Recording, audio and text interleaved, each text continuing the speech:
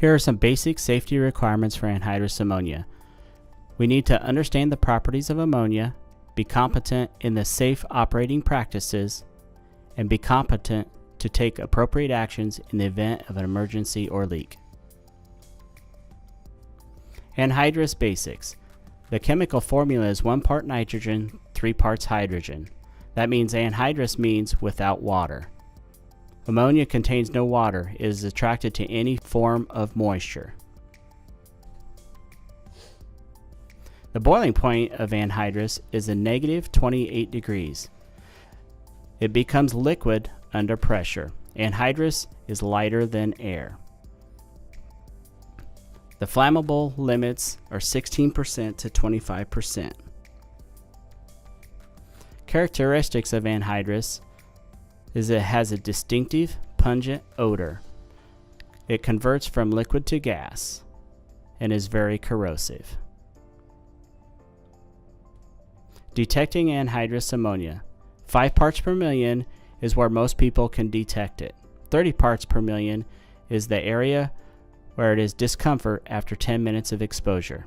220 parts per million has serious effects on the body after 10 minutes. At 2,700 parts per million becomes life-threatening after 10 minutes.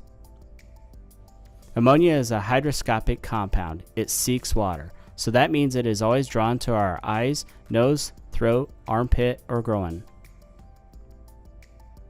It causes death by suffocation, restricting the victim's airway. Exposure to eyes may cause blindness from corrosive nature of ammonia and severe frostbite. First aid. Airway may be compromised. You may not be able to establish an airway. Eyes are next concern. Flush with large amounts of water for a minimum of 15 minutes. Runoff water will be contaminated, so direct it away from the patient. Personal protective equipment. Always wear gloves and goggles when handling anhydrous. When making or breaking connections, transferring product, or performing maintenance on systems under pressure.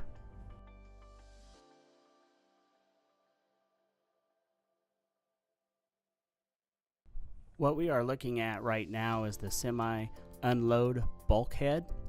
Now at this end of the ammonia plant, we have several safety features at this end and all around the whole entire ammonia plant. The first thing we have is the emergency shutoff valve. Now what the purpose of this valve is to stop all flow from a product in or out of the ammonia plant, and this valve is actually located on both ends.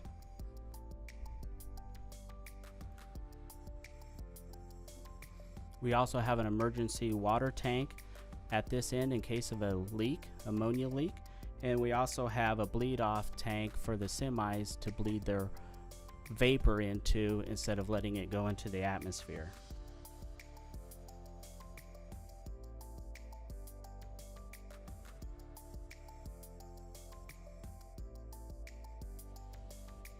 Now if you flip this lever to reset it, all you have to do is pull it back up and the valves will be open and product can start flowing again. Here is the other end of the ammonia plant, and what you see here is an emergency shutoff that was located on the opposite end. So if you're on either end of the plant and there is a leak, you can trip it from either end or reset it.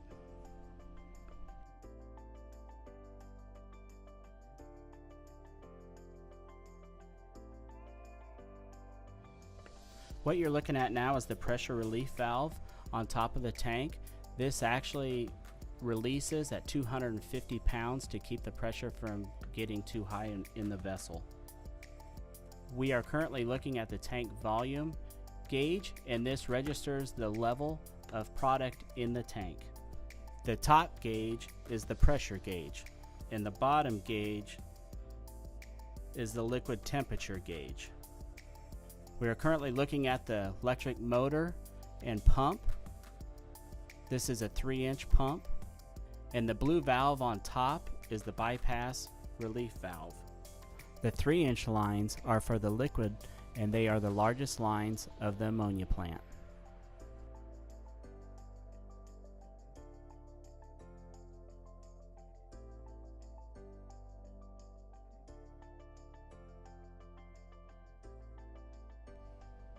Now when we open the plant, the first thing we do is unlock the electrical source.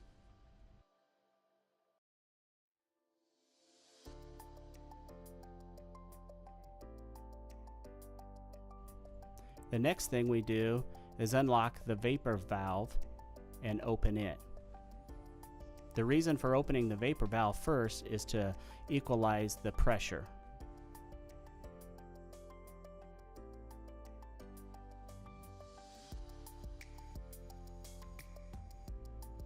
The next valve we open is the liquid line, and they are the largest lines of the anhydrous plant.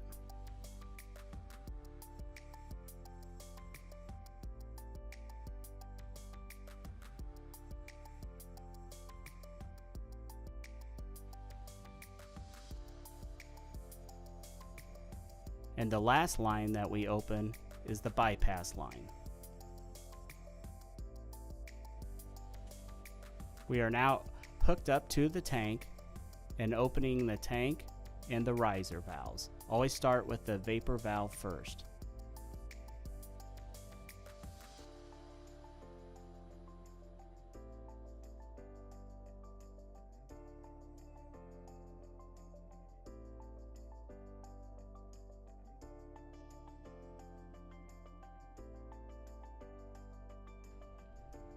Now we are unlocking the hose box.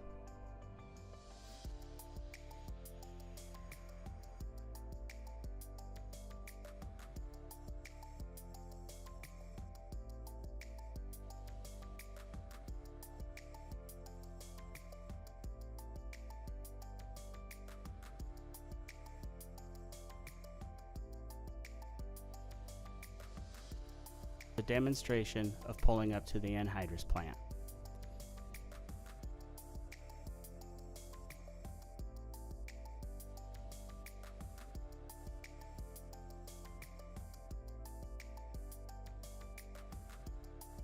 It is always a good idea when filling an anhydrous tank to chock the wheels and pull the pin to prevent any drive-offs.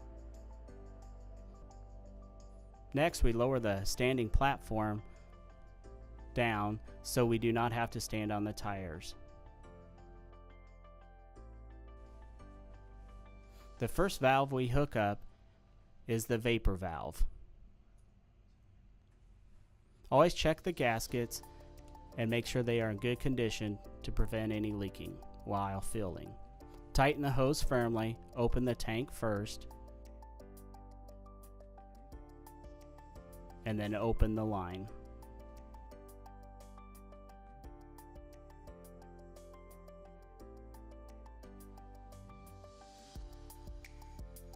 The second valve we hook up is the liquid valve, and we hook this to the front valve on the tank. And just like the vapor valve, we check the gasket to be in good condition and tighten the hose firmly.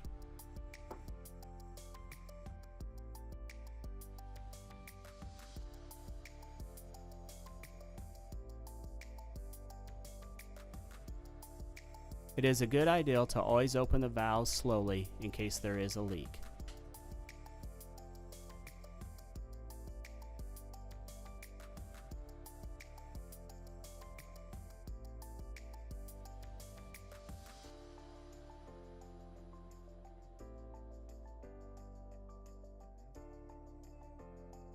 We double check to make sure all valves are open and we start the pump. We are now monitoring the level gauge, and there is also an 85% fill that we can open. Now vapor will only come out of this valve and you won't see liquid until it reaches 85%. This is a good way to cross-check your level gauge.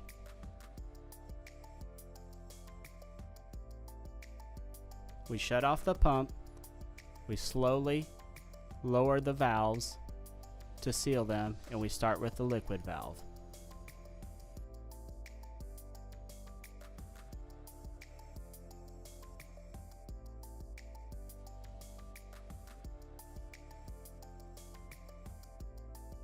We now go to the vapor valve, we lower it slowly and close the tank valve also.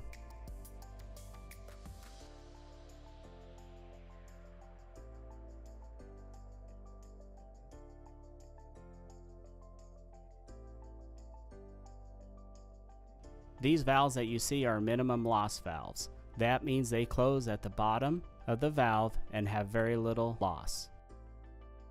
Always loosen the valve slowly in case there is a leak.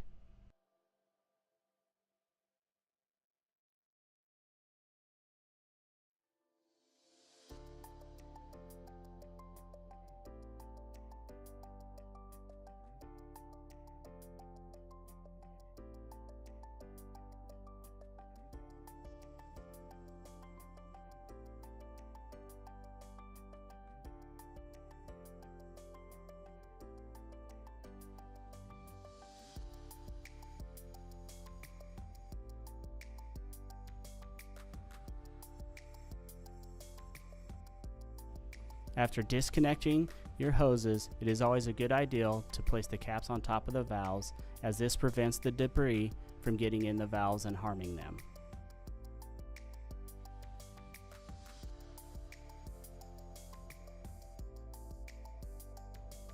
The last thing you do before a tank can be delivered to the farm or picked up is we need to check the emergency safety water level and make sure these tanks are always filled when leaving.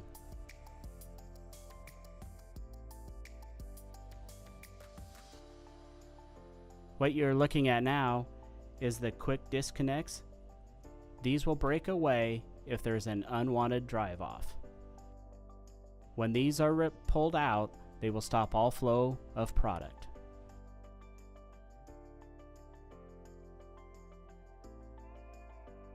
Now, when locking up the anhydrous plant, we do it in reverse order of how we opened it. We are now closing the liquid lines.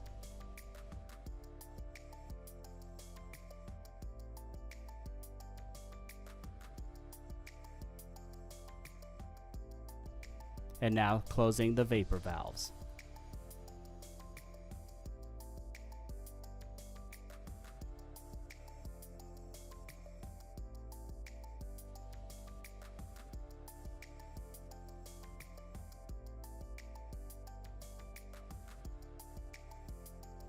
Always lock up the hose box.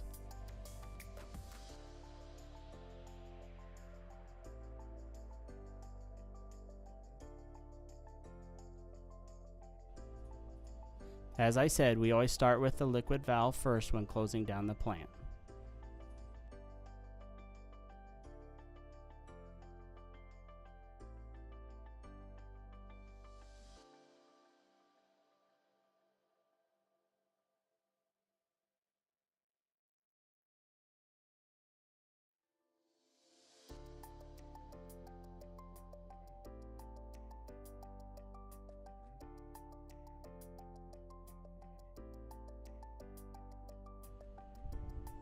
The next valve we close is the vapor valve.